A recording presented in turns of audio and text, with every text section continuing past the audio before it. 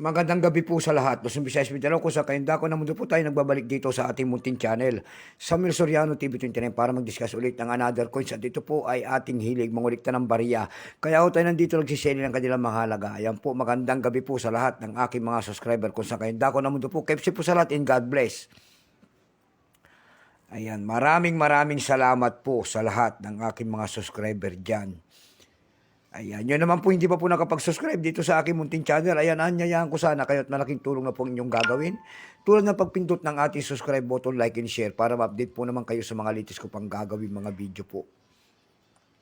Mayroon na naman tayong pag-usapang bariya, guys. Ayan, makikita nyo po ang isang imahe na isang lalaki. Ayan, nakaharap po sa kaliwang bahagi.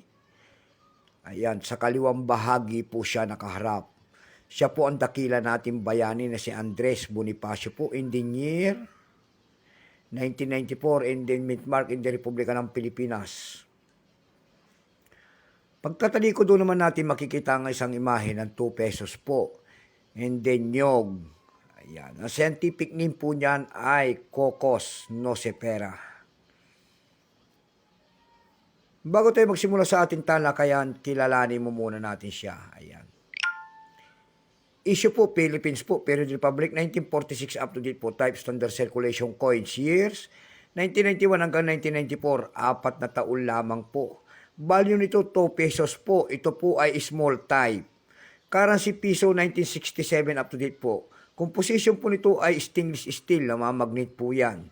May bigat po itong 5 grams, may haba pong 23.5 mm, may kapal po naman itong 1.8 mm.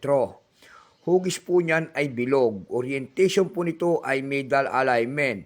Itinigil ang paggamit nito noong January 2, 1998. Number N-2459. Reference number KM-258. Ito pong year 1994, ito po ay 44%. Ayan, wala pa pong may pakita ng Bangko Sentral kung ilang pirasong ginawa nila sa barya na ito. Pero may price na po ito doon sa ating numista.com. Yung kanyang verify ay 32 pesos, extra fine 32, almost uncirculated 56. Ang circulated nito ay nagkakahalaga na po ng 56 pesos. Maganda pa po ang kanyang detalye. Ayan o. Talagang kitang-kita po siya. Dako naman tayo sa kanyang presyo. Napakahirap ng mga gilap ng mga presyo nito. Doon sa ating EB.com nakakita ko tayo nagbebenta doon ng $8. Meron na rin doon 392 pesos. Dako naman tayo sa Carousel PH. Sa Carousel PH nito year 1994, 2 piraso po, binebenta niya po nito ng 1,234 pesos. Meron naman tayo nakita doon na rare coin daw ito, binebenta niya po ng 400 pesos. Nakakita naman tayo na doon ng 200 pesos.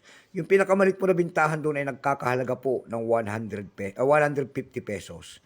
Ayan lamang po ang aking may babahaging kanyang presyo sa ganda. So hanggang dito na lamang po sa Visayas, Mindanao. Kung sa kayong dako na mundo po, keep safe po sa lahat and God bless.